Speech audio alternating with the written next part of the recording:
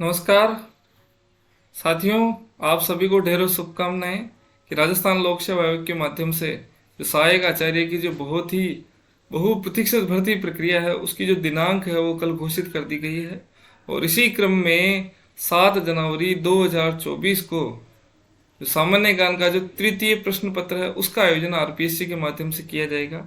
साथियों, पूर्व के जो वीडियो में भी मैंने इसी प्रकार की कुछ संभावनाएं व्यक्त की थी कि जनवरी या दिसंबर के अंतिम सप्ताह में कि इस प्रकार परीक्षा के आयोजन होने की जो संभावनाएं हैं उसका प्राबल्य है। और साथियों, उसी प्रकार की कुछ चीज़ें घटित हुई हैं। अब है साथियों कि आगामी जितना भी समय शेष है उसमें किस प्रकार हम अध्ययन करें या हमारी जो मनोवृत्ति वो किस प्रकार रहे और इन समय का किस प्रकार हम उपयोग करें। सरकारी कर्मचारी जो चुनाव के मध्य बड़े द्वंद्वात्मक स्थिति से गुजर रहे हैं वो किस प्रकार समय का नियोजन करें, जो विवाहित महिला है वो किस प्रकार समय का नियोजन करे, जो बेरोजगार है केवल और इसी भर्ती प्रक्रिया की तैयारी कर रहे हैं, इन सभी बिंदुओं को समेटते हुए आज का मेरा वीडियो आपके समक्ष प्रस्तुत है। सबसे पहले साथियों कि आपके समक्ष लगभग 2 माह और 15 दिवस की समय अवधि शेष है। अर्थात अगर सब कुछ अनुकूल माने तो 2 माह अर्थात 60 दिवस आपके पास है। अब है साथियों 60 माह में दो स्थितियां हैं। अनेक अभ्यर्थी ये सोच रहे होंगे कि 2 माह में मैं विषय को पढ़ूं या फिर संपूर्ण रूप से अपना ध्यान है वो केवल सामान्य ज्ञान के प्रश्न पत्र पर एकाग्र करूं। तो साथियों, मेरा आपसे आग्रह है कि पहले तिथि देख लीजिए आप कि 7 जनवरी को प्रथम प्रश्न पत्र और अन्य जो 2 प्रश्न पत्र है उसकी जो संभावना है आरपीएससी ने फरवरी और मार्च में व्यक्त की है। यानी अगर सब कुछ अनुकूल रहा तो 2 माह का कम से कम आपके पास में समय रहेगा। अगर इस दृष्टिकोण से सोचे तो साथियों, आप आगामी जितना भी समय शेष है उसमें अपना जो संपूर्ण समय है वो केवल सामान्य ज्ञान के प्रश्न पत्र को अध्ययन में लगाएं। अब क्यों लगाना है? क्योंकि साथियों इसके 2 फायदे। अगर आप केवल सामान्य ज्ञान का प्रश्न पत्र पढ़ेंगे और वो आपका प्रश्न पत्र अच्छे से संपन्न हो गया तो आपका जो मनोबल है वो अत्यंत उत्कृष्ट स्तर का होगा। आप मनोवैज्ञानिक दृष्टि से बहुत अच्छे से आगामी परीक्षाओं की तैयारी कर पाएंगे। और साथियों 2 माह का समय कम नहीं होता है, ये बहुत ज़्यादा समय है। इस दृष्टिकोण से सोचिए, माना कि आपने 6 माह का एक अध्ययन कार्यक्रम सुनिश्चित किया और उसमें आप तीनों प्रश्न पत्र पढ़ रहे हैं, तो तीनों प्रश्न पत्रों को 6 माह का समय आपने प्रदान किया। उस दृष्टिकोण से एक विषय के लिए अधिकतम 2 माह आपके निकट आते हैं और सामने आपके 2 माह से अधिक समय है। इस दृष्टिकोण से ये जो 2 माह है वो पर्याप्त समय है। अब है कि कुछ साथी के मन में इस प्रकार का भय है कि मैं कहीं विषय का त्याग कर दूं और कहीं परीक्षा अति शीघ्र ही आयोजित हो जाए, कहीं मैं विषय को भूल नहीं जाऊं, विस्मृत नहीं हो जाऊं। तो उस स्थिति में आप ये कार्यक्रम बना सकते हैं साथियों कि आगामी 2 महीने और 10 दिन है उसमें जो प्रारंभ का जो अभी जो कल से जो या आज से जो प्रारंभ हो गया है उसका जो प्रथम 20 से 30 दिवस है उसमें आप 1.5 से 2 घंटे, अधिकतम 1.5 से 2 घंटे केवल विषय को प्रदान करें और शेष जो 8 से 10 घंटे आप अध्ययन करते हैं वो सामान्य ज्ञान हेतु निर्धारित करें। अब है कि 1 माह के उपरांत आप संपूर्ण समय केवल विषय को, ये सामान्य ज्ञान को ही प्रदान करें। अब है कि सरकारी कर्मचारी क्या करें? सरकारी कर्मचारियों के लिए बड़ी अत्यंत ही चुनौतीपूर्ण विषय है कि वो किस प्रकार अध्ययन करें। तो साथियों, चुनाव तक छुट्टियां मिलना लगभग असंभव है। तो इस स्थिति में किस प्रकार का अध्ययन करें? तो आप साथी इस प्रकार का प्रयास कर सकते हैं कि जब तक चुनाव होते हैं तब तक आप प्रतिदिन सुबह और शाम के समय, जैसे सुबह 10 से लेकर शाम 4 बजे तक का समय निर्धारित है विद्यालय का, तो आप सुबह 3 घंटे 4 घंटे निकालें, शाम के समय रात्रि तक आप 2-3 घंटे और निकालें। कम से कम आप 5 से 6 घंटे का अध्ययन प्रतिदिन करें। उससे क्या होगा साथियों, 1 महीने तक आप इसी क्रम को अनवरत दोहराएं। आप अध्ययन को किसी भी प्रकार से त्याग ना कर दे। ऐसा नहीं है कि मैं चुनाव है, मैं बहुत बुरी तरह से परिस्थितियों में उलझ चुका हूँ। आप धीरे धीरे कछुआ चाल के माध्यम से 1 माह तक 4 से लेकर 6 घंटे जितना भी उपयुक्त समय मिलता है उस समय का आप भरपूर उपयोग करें और निर्धारित बिल्कुल सुनिश्चित कर ले कि मुझे इतना अध्ययन करना है। 1 महीने का सर्वश्रेष्ठ उपयोग करें।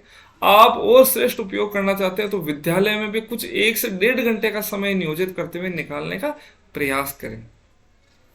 इसके बाद में जैसे ही चुनाव संपन्न होते हैं तत्पश्चात जो 25 नवंबर के उपरांत जो दिसंबर का माह है उस पूरे दिसंबर के माह में आप अवकाश ग्रहण करें। अब ये भी चुनौती है कि दिसंबर माह में अर्धवार्षिक परीक्षा रहेगी, किंतु आपको प्रयास करने पड़ेंगे, कुछ समझौते करने पड़ेंगे विद्यालय से। किसी भी प्रकार से अगर आप वेर भी अगर आपका बने तो बनाना पड़ेगा, किंतु आप आवश्यक रूप से दिसंबर माह में अवकाश ग्रहण करें और 1 महीने अनुमत रूप से आप सामान्य ज्ञान का अध्ययन करें।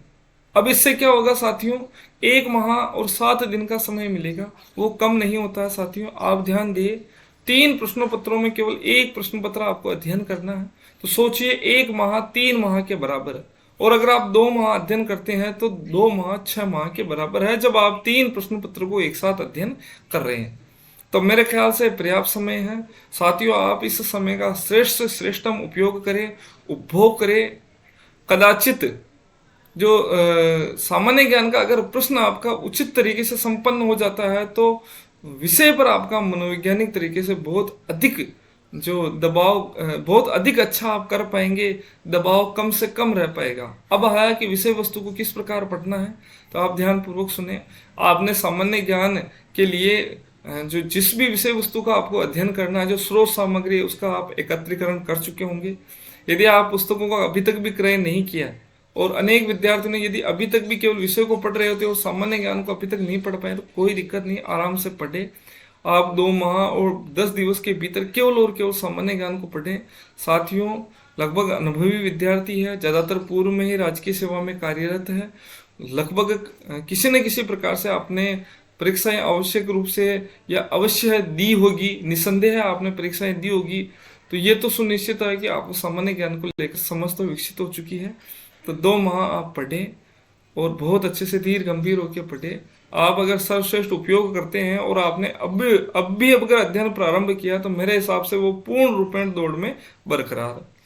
और एक साथियों जिसने विषय को बहुत अच्छे से तैयार कर दिया और अभी भी जो लापरवाही करेगा, तो साथियों अगर उसका अगर ऐसा हो गया वो सामान्य ज्ञान का प्रश्न पत्र अगर अच्छा नहीं हुआ, तो आप सोचिए विद्यार्थियों के विषय के प्रश्न पत्र पर कितना दबाव हो जाएगा, अपना मस्तिष्क ही उस पर केंद्रित नहीं होगा। अतः आप इस प्रश्न पत्र को अत्यंत ही गंभीरता से ले और पूर्ण रूपेण समर्पित भाव से इस पर एकाग्रचित होकर आप अध्ययन करें। आप निश्चित रूप से सर्वश्रेष्ठ कर पाएंगे। अब है विषय सामग्री के संदर्भ में, आपने जो पुस्तकें एकत्र कर ली है उसका आप भरपूर उपयोग करें। नोट्स अब नहीं बनाएं, नोट्स केवल उसी विषय वस्तु के बनाएं या उसी अध्याय के बनाएं जिसमें आपको लगता है कि मैं थोड़ा कमजोर या दुर्बल अनुभव कर रहा हूँ, उसी विषय वस्तु या उसी अध्याय का आप नोट्स बनाएं।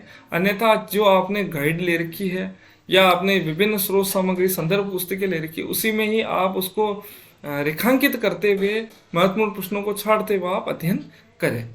अब है कि दूसरा है साथियों कि जो विगत वर्षों के अब तक जो प्रश्न पत्र राजस्थान में आए हैं उसकी एक पुस्तक आपके निकट हो। मैंने दिशा 2020 पढ़ी थी और उसी को मैंने बहुत अच्छे से दोहराए थे और मेरे बहुत अच्छे अंक भी मेरे आए थे।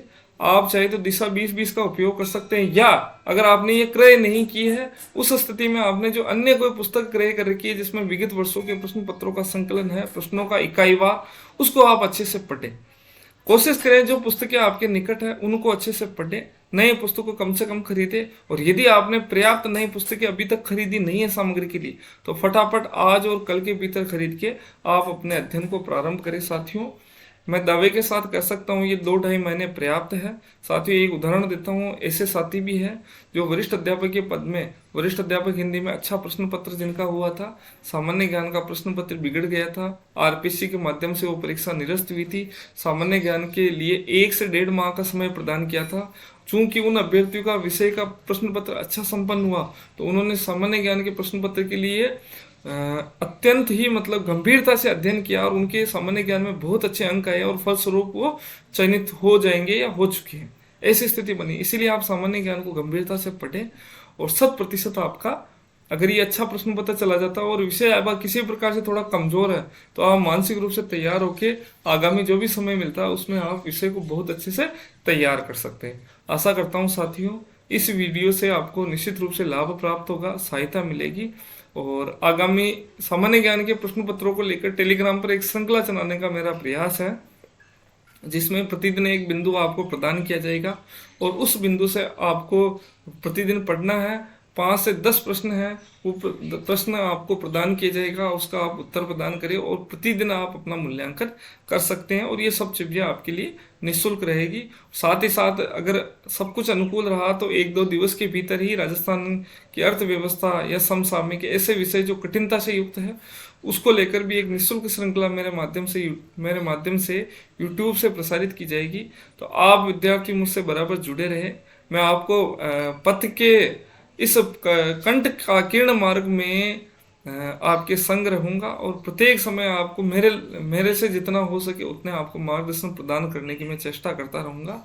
तो मेरे से जुड़े रहे, टेलीग्राम आप ज्वाइन करें, उससे जुड़े और प्रतिदिन आपको 1 या 2 दिवस के भीतर मैं आपको वो श्रृंखला प्रदान कर दूंगा और उसी के माध्यम से आप अनवरत अपने अध्ययन को जारी रखें। आपको बहुत बहुत ढेरों ढेरों शुभकामनाएं। जय हिंद, नमस्कार।